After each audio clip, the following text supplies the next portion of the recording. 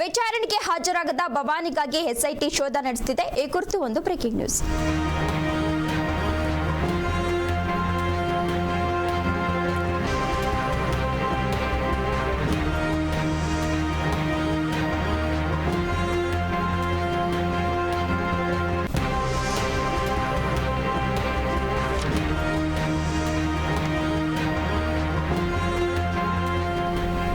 ವಿಚಾರಣೆಗೆ ಹಾಜರಾಗದ ಭವಾನಿಗಾಗಿ ಎಸ್ಐಟಿ ಶೋಧವನ್ನು ನಡೆಸುತ್ತಿರುವಂತದ್ದು. ಮೈಸೂರಿನ 5 ಕಡೆ ಭವಾನಿಗಾಗಿ ತನಿಖಾ ತಂಡ ಹುಡುಕಾಟವನ್ನು ನಡೆಸಿದ್ದಾರೆ. ಭವಾನಿ ಸಹೋದರಿ ಮಗನ ಮನೆ ಹಾಗೂ ಫಾರ್ಮ್ ಹೌಸ್ ಅಲ್ಲಿ ಹುಡುಕಾಟವನ್ನು ನಡೆಸುತ್ತಿರುವಂತದ್ದು. ಪರಿಚಯಸ್ಥ ಗುತ್ತಿಗೆದಾರನ ಮನೆ ಹಾಗೂ ಫಾರ್ಮ್ ಹೌಸ್ ಅಲ್ಲೂ ಕೂಡ ಭವಾನಿಗಾಗಿ ಹುಡುಕಾಟವನ್ನು ಈಗಾಗಲೇ ನಡೆಸುತ್ತಿರುವಂತದ್ದು. ಇನ್ನು ಮೈಸೂರು ನಗರದ ಮನೆ ಫಾರ್ಮ್ ಹೌಸ್ ಅಲ್ಲಿ ಹುಡುಕಾಟವನ್ನು ನಡೆಸುತ್ತಿದ್ದಾರೆ. ಸಂತ್ರಸ್ತೆಯ ಅಪಹರಣ ಪ್ರಕರಣದಲ್ಲಿ ತಲೆಮರೆಸಿಕೊಂಡಿರುವ ಭವಾನಿ ರೇವಣ್ಣ ಬಂಧನಕ್ಕೆ ಎಸ್ಐಟಿ ಈಗಾಗಲೇ ಬಲೆಯನ್ನ ಬೀಸಿರುವಂತದ್ದು. ಕೃತ್ಯ ನಡೆದ ದಿನದಿಂದಲೂ ಬಹುತೇಕ ಕಣ್ಮರೆಯಾಗಿದ್ದ ಭವಾನಿ ರೇವಣ್ಣ ನ್ಯಾಯಾಲಯವು ನಿರೀಕ್ಷಣಾ ಜಾಮೀನು ಅರ್ಜಿ ವಜಾಗೊಳಿಸಿ ಬಳಿಕ ಆಪ್ತರಿಗೂ ಕೂಡ ಸುಳಿವು ನೀಡದೆ ಭವಾನಿ ರೇವಣ್ಣ ಈಗಾಗಲೇ ತಲೆಮರೆಸಿಕೊಂಡಿದ್ದಾರೆ.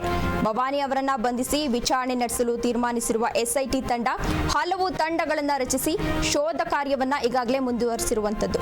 ಇನ್ನು ಭವಾನಿ ಅವರು ಕಾರು ಚಾಲಕನನ್ನ ವಶಕ್ಕೆ ಪಡೆದು ಭವಾನಿ ಅಡಿಗೆ ಕುಳಿತಿರುವ ಅಜ್ಞಾತ ಸ್ಥಳದ ಮೂಲವನ್ನ ಪತ್ತೆ ಹಚ್ಚಲು ಕಾರ್ಯಾಚರಣೆಯನ್ನ ಈಗಾಗಲೇ ನಡೆಸ್ತಾ ಇರುವಂತದ್ದು. ಇನ್ನು ಈ ನಡುವೆ ಭವಾನಿ ಅವರ ಬಂಧನಕ್ಕೆ ಲುಕ್ಔಟ್ ನೋಟಿಸ್ ಅನ್ನ ಕೂಡ ಜಾರಿಗೊಳಿಸಿತ್ತು. ಬಂಧನ ಭೀತಿಯಿಂದ ರಾಜ್ಯ ತೊರೆಯುವ ಸಾಧ್ಯತೆ ಅಲ್ಲೆಗಳೆಯುವಂತಿಲ್ಲ. ಹೀಗಾಗಿ ಲುಕ್ಔಟ್ ನೋಟಿಸ್ ಮೂಲಕ ಇತರೆ ರಾಜ್ಯಗಳ ಪೊಲೀಸರಿಗೂ ಕೂಡ ಭವಾನಿ ಕುರಿತ ಮಾಹಿತಿಯನ್ನ ಹಂಚಿಕೊಳ್ಳಲು ತನಿಖಾ ತಂಡ ಚಿಂತನೆ ನಡೆಸಲಾಗಿದೆ ಎನ್ನಲಾಗ್ತಿದೆ.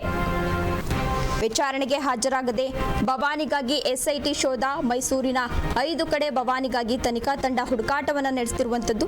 ಭವಾನಿ ಸಹೋದರಿ ಮಗನ ಮನೆ ಹಾಗೂ ಫಾರ್ಮ್ ಹೌಸ್ ಅಲ್ಲೂ ಕೂಡ ಹುಡುಕಾಟವನ್ನು ನಡೆಸುತ್ತಿದ್ದಾರೆ. ಪರಿಚಯಸ್ಥ ಗುತ್ತಿಗೆದಾರನ ಮನೆ ಹಾಗೂ ಫಾರ್ಮ್ ಹೌಸ್ ಇರಬಹುದು, ಇನ್ನು ಮೈಸೂರು ನಗರದ ಮನೆ ಇರಬಹುದು, ಫಾರ್ಮ್ ಹೌಸ್ ಇರಬಹುದು, ಎಲ್ಲಾ ಕಡೆ ಪೊಲೀಸರು ಈಗಾಗಲೇ ಹುಡುಕಾಟದ ಶೋಧವನ್ನು ನಡೆಸ್ತಾ ಇದ್ದಾರೆ.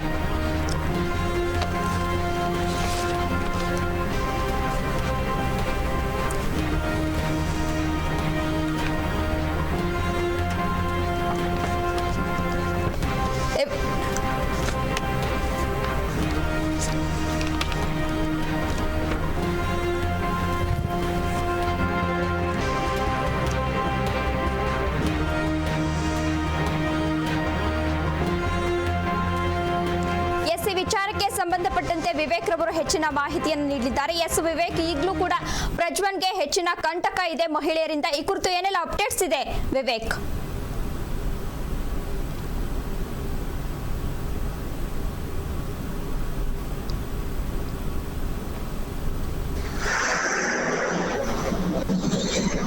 ಕೂಡ ನಿನ್ನೆವರೆಗೂ ಕೂಡ ಕೋರ್ಟ್ಗೆ ಕೂಡ ಕರ್ಕೊಂಡು ಹೋಗ್ತಾರೆ. ಮತ್ತೆ ನಿನ್ನೆ ವಿಚಾರಣೆ ಕೂಡ ನಡೆಯುತ್ತೆ. ಈ ಒಟ್ಟಾರೆಯಾಗಿ ಇಷ್ಟು ಎಲ್ಲ ಸಂದರ್ಭಗಳು ಕೂಡ ಪ್ರಜ್ವಲ್ ರೇವಣ್ಣ ಅವರೊಟ್ಟಿಗೆ ಎಲ್ಲ ಮಹಿಳೆ ಅಧಿಕಾರಿಗಳನ್ನೇ ಫಿಕ್ಸ್ ಮಾಡಿದ್ದಾರೆ ಅಂತಾನೆ ಹೇಳ್ಬೋದು. ಮತ್ತು ಅಷ್ಟೇ ಅರೆಸ್ಟ್ ಮಾಡಿ ಕರ್ಕೊಂಡು ಬರುವ ಸಂದರ್ಭದಲ್ಲೂ ಸಹ ಡ್ರೈವರ್ ಒಬ್ಬ ಬಿಟ್ಟರೆ 5 ಮಹಿಳಾ ಅಧಿಕಾರಿಗಳು ಅವರ ಜೊತೆ ಕೂಡ ಇದ್ರು.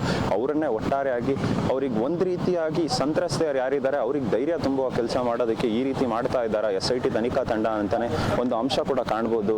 ತೇಜಸ್ವಿನಿ, ನೋಡ್ತಾ ಹೋದ್ರೆ ಇಲ್ಲಿ ಪ್ರಮುಖವಾಗಿ ನೋಡ್ತಾ ಹೋದ್ರೆ ಈ ಅಂಶಗಳು ಎಲ್ಲ ಇಟ್ಕೊಂಡು SIT ತನಿಖಾ ತಂಡ ಸಂತ್ರಸ್ತೆಯರಿಗೆ ಧೈರ್ಯ ತುಂಬೋ ಕೆಲಸ ಮಾಡ್ತಿದೆ. ಎಲ್ಲ ಮಹಿಳಾ ಅಧಿಕಾರಿಗಳಿಗೆ ಮುಂದೆ ಬಿಟ್ಟು ಅವರಿಂದಾನೇ ಪ್ರಜ್ವಲ್ ರೇವಣ್ಣ ಅವರ ವಿಚಾರಣೆ ಕೂಡ ನಡೆಸೋದ್ರಿಂದ ಮತ್ತು ಈ SIT ತನಿಖಾ ತಂಡ ಏನ್ 3 ತಂಡಗಳು ರಚನೆ ಆಗಿತ್ತು, ಆ ತಂಡದಲ್ಲೂ ಒಬ್ರು ಪ್ರಮುಖರಿದ್ದಾರೆ, ಸುಮನ್ ಡಿ ಪನ್ನೇಕರ್ ಅವರು ಒಂದು ದೊಡ್ಡ ಮಹಿಳಾ ಅಧಿಕಾರಿ ಆಗಿದ್ದಾರೆ. ಅವರ ಅಂಡರ್ ಅಲ್ಲಿ ಒಂದು ಇರುವಂತ ಕೆಲವಷ್ಟು ಮಹಿಳಾ ಅಧಿಕಾರಿಗಳನ್ನ ಇಟ್ಕೊಂಡೇ ಈ ರೀತಿಯಾಗಿ ಅವರಿಗೆ ಪ್ರಶ್ನೆ ಮಾಡೋದಾಗಿರ್ಬೋದು ಪ್ರಜ್ವಲ್ ರೇವಣ್ಣ ಅವ್ರಿಗೆ. ನಿನ್ನೆ ಅಷ್ಟೇ ಆ ಸಂತ್ರಸ್ತೆಯರ ಬಗ್ಗೆ ಕೂಡ ಅಷ್ಟೇ ಫೋಟೋ ತೋರಿಸಿ ಕೇಳಿದಾಗ ಪ್ರಜ್ವಲ್ ರೇವಣ್ಣ ಅವರು ಆ ಸಂತ್ರಸ್ತೆ ಯಾರು ನನಗೆ ಗೊತ್ತೇ ಇಲ್ಲ ಅನ್ನೋ ಒಂದು ಮಾತುಗಳನ್ನು ಕೂಡ ಆಡಿದ್ರು. ನಮ್ಮ ಮನೆ ಕೆಲಸದವರು ತುಂಬಾ ಜನ ಇದ್ದಾರೆ, ಅದರಲ್ಲಿ ಯಾರು ಅನ್ನೋದು ನನಗೆ ಗೊತ್ತಿಲ್ಲ ಅನ್ನೋ ಒಂದು ಮಾತುಗಳನ್ನು ಹೇಳಿದ್ರು. ಈ ಎಲ್ಲಾ ವಿಚಾರಣೆ ಕೂಡ ನಡೆಸ್ತಾ ಇರೋದು ಜಾಸ್ತಿ ಹೆಚ್ಚಿನ ಅಂಶದಲ್ಲಿ ಮಹಿಳಾ ಅಧಿಕಾರಿಗಳೇ ಅಂತ ನಾವು ಕಾಣ್ಬೋದು. ತೇಜಸ್ವಿನಿ, ಇನ್ನು ಹಾಸನದಲ್ಲಿ ಸ್ಥಳ ಮಹಜರು ಮಾಡಲಿಕ್ಕೆ ಪ್ರಜ್ವಲ್ ರೇವಣ್ಣನ ಹೊಳೆನರಸೀಪುರಕ್ಕೆ ಕರ್ಕೊಂಡು ಹೋಗ್ಲಿಕ್ಕೆ ಈ ಕುರಿತು ಏನೆಲ್ಲ ಅಪ್ಡೇಟ್ಸ್ ಇದೆ ವಿವೇಕ್?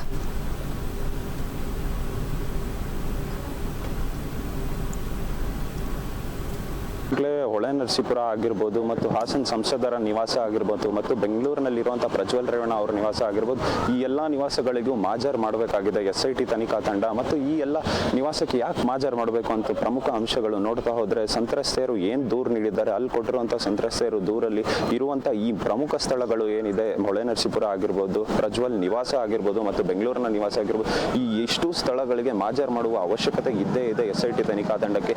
ಹಾಗಾಗಿ ಪ್ರಜ್ವಲ್ ರೇವಣ್ಣ ಅವ್ರನ್ನ ಕರೆದುಕೊಂಡು ಹೋಗಿ ಅಲ್ಲಿ ಮಾಜರ್ ಮಾಡುವ ಸಾಧ್ಯತೆ ಇದೆ. ಬಹುತೇಕವಾಗಿ ಇವತ್ತೇ ಹೊಳೆನರಸೀಪುರಕ್ಕೆ ಪ್ರಜ್ವಲ್ ರೇವಣ್ಣ ಅವ್ರನ್ನ ಕರೆದುಕೊಂಡು ಹೋಗಿ ಅಲ್ಲಿ ಕೂಡ ವಿಚಾರಣೆ ಮಾಡುವ ಸಾಧ್ಯತೆ ಇದೆ, ಅಲ್ಲಿ ಮಾಜರ್ ಮಾಡುವ ಸಾಧ್ಯತೆ ಇದೆ ಅಂತಾನೆ ಇಲ್ಲಿ ತಿಳಿದು ಬರ್ತಾ ಇದೆ ತೇಜಸ್ವಿನಿ. ಮತ್ತು ನೋಡ್ತಾ ಹೋದ್ರೆ ಪ್ರಜ್ವಲ್ ರೇವಣ್ಣ ಅವರು ಬಹುಶಃ ಒಂದು ವೇಳೆ 4ನೇ ತಾರೀಕು ಫಲಿತಾಂಶ ಕೂಡ ಬರಲಿದೆ ಲೋಕಸಭೆ ಚುನಾವಣೆದು, ಅಲ್ಲೇನಾದ್ರೂ ಒಂದು ವೇಳೆ ಪ್ರಜ್ವಲ್ ರೇವಣ್ಣ ಅವರು ಗೆದ್ದಿದ್ದಾರೆ ಅಂತ ಏನಾದ್ರು ಬಂದ್ರೆ ಅವರಿಗೆ ಕರ್ಕೊಂಡು ಹೋಗಿ ಹಾಸನಕ್ಕೆ ಆಗಿರ್ಬೋದು, ಹೊಳೆನರಸೀಪುರಕ್ಕೆ ಅಲ್ಲಿ ಎಂಟ್ರಿ ಕೊಟ್ಟು ಅಲ್ಲಿ ವಿಚಾರಣೆ ನಡೆಸೋದು, ಮಾಜರ್ ಮಾಡೋದು ಒಂದು ರೀತಿಯಾಗಿ SIT ತನಿಖಾ ತಂಡಕ್ಕೆ ತೊಂದರೆ ಆಗ್ಬೋದು.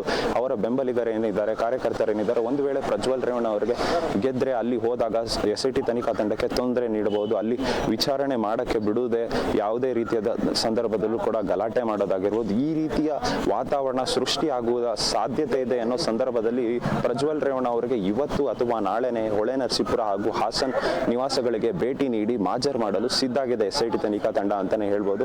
ಒಂದ್ ರೀತಿಯಲ್ಲಿ ನೋಡ್ತಾ ಹೋದ್ರೆ ನಿನ್ನೆ ಅಷ್ಟೇ ಎಕ್ಸಿಟ್ ಪೋಲ್ ಕೂಡ ಬಿಡುಗಡೆ ಆಗಿತ್ತು. 7ನೇ ಹಂತದ ಕೊನೆ ಹಂತದ ಚುನಾವಣೆ ಏನಿತ್ತು ನಮ್ಮ ದೇಶದಲ್ಲಿ ನಿನ್ನೆ ಕೂಡ ಮುಗ್ದಿದೆ. ಅದು ಮುಗ್ದ ಬೆನ್ನಲ್ಲೇ ನಿನ್ನೆ 6 ಗಂಟೆಗೆ ಕೂಡ ಎಕ್ಸಿಟ್ ಪೋಲ್ಸ್ ನಲ್ಲಿ ಚುನಾವಣೆ ಫಲಿತಾಂಶಗಳು ಸಾಕಷ್ಟು ಎಲ್ಲ ಎಕ್ಸಿಟ್ ಪೋಲ್ಸ್ ಕೂಡ ಆಗಿತ್ತು. ಒಂದು 6 ಎಕ್ಸಿಟ್ ಪೋಲ್ ಕೂಡ ಬಂದಿತ್ತು. ಎಲ್ಲ ಎಕ್ಸಿಟ್ ಪೋಲ್ ಹೇಳುವ ಮಾಹಿತಿ ಪ್ರಕಾರ ಪ್ರಜ್ವಲ್ ರೇವಣ್ಣ ಅವರು ಹಾಸನಲ್ಲಿ ಗೆಲುವನ್ನು ಸಾಧಿಸ್ತಾರೆ ಅನ್ನೋ ಒಂದು ಎಕ್ಸಿಟ್ ಪೋಲ್ ರಿಪೋರ್ಟ್ಸ್ ಕೂಡ ಬಂದಿದೆ. ಈ ನಿಟ್ಟಿನಲ್ಲಿ ನೋಡ್ತಾ ಹೋದ್ರೆ SIT ತನಿಖಾ ತಂಡಕ್ಕೆ ಒಂದು ರೀತಿಯಾಗಿ ಪ್ರಜ್ವಲ್ ಗೆದ್ರೆ ಸಂಕಷ್ಟ ಆಗ್ಬೋದು, ಅಲ್ಲೋಗಿ ಮಾಜರ್ ಮಾಡೋದಕ್ಕೆ ಅವರಿಗೆ ತೊಂದರೆ ಆಗ್ಬೋದು ಅನ್ನೋ ನಿಟ್ಟಿನಲ್ಲಿ ಇವತ್ತು ಅಥವಾ ನಾಳೆ, ಯಾಕಂದ್ರೆ 4ನೇ ತಾರೀಕಿಗೆ ಫಲಿತಾಂಶ ಇರೋದ್ರಿಂದ ಇವತ್ತು 2ನೇ ತಾರೀಕು ಆಗಿರುತ್ತೆ, ಇವತ್ತು ಅಥವಾ ನಾಳೆ 3ನೇ ತಾರೀಕು, ಈ 2 ದಿನದ ಒಳಗೆ ಒಂದು ದಿನದಲ್ಲೇ ಹೋಗಿ ಅಲ್ಲಿ ಮಾಜರ್ ಮಾಡಬೇಕು ಆಗಿರುತ್ತೆ SIT ತನಿಖಾ ತಂಡಕ್ಕೆ. ಇಲ್ಲದಿದ್ದರೆ ಅವರಿಗೊಂದು ದೊಡ್ಡ ತಲೆನೋವು ಅಂತಾನೆ ಹೇಳ್ಬೋದು. ಈಗಾಗಲೇ 2 ದಿನಗಳಿಂದ SIT ತನಿಖಾ ತಂಡ ಪ್ರಜ್ವಲ್ ರೇವಣ್ಣ ಅವರಿಗೆ ಸಾಕಷ್ಟು ಪ್ರಶ್ನೆಗಳು ಕೂಡ ಮಾಡ್ತಿದೆ. ಈ ಪ್ರಶ್ನೆಗಳಿಗೆಲ್ಲ ಪ್ರಜ್ವಲ್ ರೇವಣ್ಣ ಅವರು ಈಗಾಗಲೇ ಮರು ಪ್ರಶ್ನೆ ಮಾಡ್ತಿದ್ದಾರೆ. ಅವರಿಗೆ ಈ ಸಂತ್ರಸ್ತೆಗೆ ಯಾರು ಗೊತ್ತಿಲ್ಲ, ಯಾವ ಮೊಬೈಲು, ನನ್ನ ಬಳಿ ಇದ್ದಂಥ ಮೊಬೈಲ್ ಏರ್ಪೋರ್ಟ್ನಲ್ಲೇ ನೀವೇ ತೆಗೆದುಕೊಂಡಿದ್ದೀರಾ ಅಂತ ಈ ರೀತಿಯಾಗಿ SIT ತನಿಖಾ ತಂಡಕ್ಕೆ ಒತ್ತಡವನ್ನು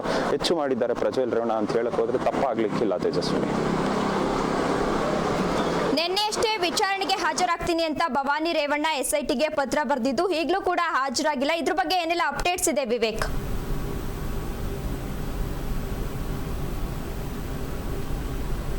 ಎಸ್ ತೇಜಸ್ವಿನಿ, ಮೊನ್ನೆ ಅಷ್ಟೇ ಭವಾನಿ ರೇವಣ್ಣ ಅವರು ಪತ್ರ ಕೂಡ ಬರೆದಿರ್ತಾರೆ. ನಾನು ಹೊಳೆನರಸೀಪುರದ ನಿವಾಸದಲ್ಲಿ ಭೇಟಿ ಆಗ್ತೀನಿ, ಅಲ್ಲಿ ನಿಮಗೆ ವಿಚಾರಣೆಗೆ ಸಾಥ್ ಕೊಡ್ತೀನಿ ಅನ್ನೋ ಒಂದು ನಿಟ್ಟಿನಲ್ಲೂ ಕೂಡ ಮಾತುಗಳನ್ನು ಆಡಿರ್ತಾರೆ ಭವಾನಿ ರೇವಣ್ಣ ಅವರು ಪತ್ರದ ಮೂಲಕ. ಆ ಪತ್ರವನ್ನು ಹಿಡಿದುಕೊಂಡು SIT ತನಿಖಾ ತಂಡ ಏನಿದೆ, ನಿನ್ನೆ ಕೂಡ ಅಷ್ಟೇ ಮಹಿಳಾ ಅಧಿಕಾರಿಗಳು ಏನಿದ್ದಾರೆ ಹೊಳೆನರಸೀಪುರದ ರೇವಣ್ಣ ಅವರ ನಿವಾಸಕ್ಕೆ ಕೂಡ ಆಗಮಿಸ್ತಾರೆ. ಅಲ್ಲೇ ಸಾಕಷ್ಟು 7 ಗಂಟೆಗಳ ಕಾಲವರೆಗೂ ಅವ್ರು ಕಾದ್ಕೊಂಡಿರ್ತಾರೆ ಭವಾನಿ ರೇವಣ್ಣ ಅವರಿಗೆ, ಅವರು ವಿಚಾರಣೆಗೆ ಆಗಮಿಸ್ತಾರೆ ಅಂತ. ವಿಚಾರಣೆಗೆ ಅಲ್ಲೂ ಕೂಡ ಗೈರಾಗ್ತಾರೆ ಭವಾನಿ ರೇವಣ್ಣ ಅವರು. ಈಗಾಗಲೇ ಅವರಿಗೆ 3 ಬಾರಿ SIT ತನಿಖಾ ತಂಡ ಏನಿದೆ ನೋಟಿಸ್ ಕೂಡ ಜಾರಿ ಮಾಡಿದೆ, ನೀವು ವಿಚಾರಣೆಗೆ ಹಾಜರಾಗಬೇಕು ಅಂತ. ಇನ್ನೂವರೆಗೂ ಕೂಡ ಭವಾನಿ ರೇವಣ್ಣ ಅವರು ಯಾವುದೇ ನೋಟಿಸ್ಗೂ ಪ್ರತಿಕ್ರಿಯೆ ಕೂಡ ನೀಡಿಲ್ಲ, ಯಾವುದೇ ರೀತಿಯಾದ ಅವ್ರಿಗೆ ಸಾಥ್ ಕೂಡ ಕೊಡಲಿಲ್ಲ. SIT ತನಿಖಾ ತಂಡ ತನಿಖೆ ಮಾಡೋದಕ್ಕೂ ಕೂಡ ಅವರು ಆಗಮಿಸಿಲ್ಲ. ಹಾಗಾಗಿ ಈ ಬಾರಿ ಒಂದು ವೇಳೆ ಅವರಿಗೆ ಲುಕ್ಔಟ್ ನೋಟಿಸ್ ಜಾರಿ ಮಾಡುವ ಸಾಧ್ಯತೆ ಹೆಚ್ಚಿದೆ ಅಂತಾನೆ ಹೇಳ್ಬೋದು. ಈ ಪ್ರಕರಣದಲ್ಲಿ, ಈ ಕಿಡ್ನಾಪ್ ಕೇಸ್ನ ಪ್ರಕರಣದಲ್ಲಿ ಲುಕ್ಔಟ್ ನೋಟಿಸ್ ಜಾರಿ ಮಾಡುವ ಸಾಧ್ಯತೆ ಇದೆ ಅಂತಾನೆ ಹೇಳ್ಬೋದು. ಯಾಕಂದ್ರೆ ಈ ಹಿಂದೆ ಕೂಡ ಪ್ರಜ್ವಲ್ ರೇವಣ್ಣ ಅವರಿಗೆ 3 ಬಾರಿ 4 ಬಾರಿ ನೋಟಿಸ್ ಕೂಡ ನೀಡಿತ್ತು SIT ತನಿಖಾ ತಂಡ ವಿಚಾರಣೆಗೆ ಹಾಜರಾಗುವಂತೆ. ಅವರು ಗೈರಾದ ಸಂದರ್ಭದಲ್ಲಿ ಅವರಿಗೆ ಲುಕ್ಔಟ್ ನೋಟಿಸ್ ಕೂಡ ಜಾರಿ ಮಾಡಿದ್ರು. ವಿದೇಶದಲ್ಲಿ ಇದ್ದಾರೆ ಅನ್ನೋ ಒಂದು ಕಾರಣಕ್ಕಾಗಿ ಅವರಿಗೆ ಬ್ಲೂ ಕಾರ್ನರ್ ನೋಟಿಸ್ ಕೂಡ ಜಾರಿ ಮಾಡಿದ್ರು. ಈಗಾಗಲೇ ಭವಾನಿ ರೇವಣ್ಣ ಅವರು ಯಾವುದೇ ರೀತಿಯ ವಿದೇಶದಲ್ಲಿ ಇಲ್ಲ ಅಂತ ತಿಳಿದು ಬರ್ತಾ ಇದೆ. ಹಾಗಾಗಿ ಅವರಿಗೆ ಈಗ ಸದ್ಯಕ್ಕೆ ಲುಕ್ಔಟ್ ನೋಟಿಸ್ ಜಾರಿ ಮಾಡುವ ಸಾಧ್ಯತೆನೇ ಇದೆ ಅಂತ ಹೇಳ್ಬೋದು. ಯಾಕಂದ್ರೆ ಈಗಾಗಲೇ ಪ್ರಮುಖ ಅಂಶಗಳು ಏನಂದ್ರೆ 3 ಬಾರಿ ನೋಟಿಸ್ಗೆ ಅವರು ರಿಪ್ಲೈ ಕೂಡ ಕೊಡಲಿಲ್ಲ ಮತ್ತು SIT ತನಿಖಾ ತಂಡಕ್ಕೆ ತನಿಖೆ ಮಾಡೋದಕ್ಕೂ ಆಗಮಿಸಿಲ್ಲ. ಹಾಗಾಗಿ ಮತ್ತು ಅಷ್ಟೇ ಅವರು 2 ದಿನಗಳಿಂದ ಕೂಡ ಅಪ್ಸ್ಟ್ಯಾಂಡಿಂಗ್ ನಲ್ಲಿ ಇದ್ದಾರೆ ಅಂತಾನೆ ಹೇಳ್ಬೋದು ತೇಜಸ್ವಿನಿ. ಮತ್ತು ಅಷ್ಟೇ ನಿನ್ನೆ ಅವರ ಮೈಸೂರಿನ ಹಾಸನ ನಿವಾಸ ಆಗಿರ್ಬೋದು, ಅವರ ಸಂಬಂಧಿಕರಾದಂತಹ ಮತ್ತು ಸಹೋದರರಾದಂತಹ ಮೈಸೂರು ನಿವಾಸ ಆಗಿರ್ಬೋದು, ಈ ರೀತಿ ಬೇರೆ ಬೇರೆ ನಿವಾಸಗಳಿಗೆ SIT ತನಿಖಾ ತಂಡ ಭೇಟಿ ನೀಡಿ ಅಲ್ಲಿ ಕೂಡ ಪರಿಶೀಲನೆ ನಡೆಸಿದೆ, ಎಲ್ಲಿ ಒಂದು ವೇಳೆ ಭವಾನಿ ರೇವಣ್ಣ ಅವರು ಅಲ್ಲಿದ್ದಾರೆ ಅಂತ.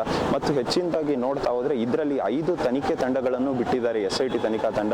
ಒಂದು ದೊಡ್ಡ ತನಿಖಾ ತಂಡ ಏನು ರಚನೆ ಆಗಿದೆ, 5 ಸಪರೇಟ್ ವಿಂಗ್ಸ್ ಅನ್ನೇ ಮಾಡಿ ಕೂಡ ಬೇರೆ ಬೇರೆ ರೀತಿಯಾಗಿ ಅವರಿಗೆ ಸಹಾಯವಾಗಿ ಆಗಲು, ಅವರನ್ನ ಹುಡುಕಲು ಈ ರೀತಿಯ ತಂಡಗಳನ್ನು ಕೂಡ ರಚನೆ ಮಾಡಿದ್ದಾರೆ. ಅವರಿಗೆ 5 ತಂಡಗಳಲ್ಲಿ ಈಗಾಗಲೇ ಶೋಧ ಕಾರ್ಯಾಚರಣೆ ಕೂಡ ನಡೀತಿದೆ. ಒಂದು ವೇಳೆ ಅವರು ಸಿಕ್ಕು ಬಿದ್ರೆ ಅಲ್ಲಿಂದ ನೇರವಾಗಿ ಮತ್ತೆ ಎಸ್ ಧನ್ಯವಾದ ವಿವೇಕ್ ತಮ್ಮೆಲ್ಲ ಮಾಹಿತಿಗಾಗಿ.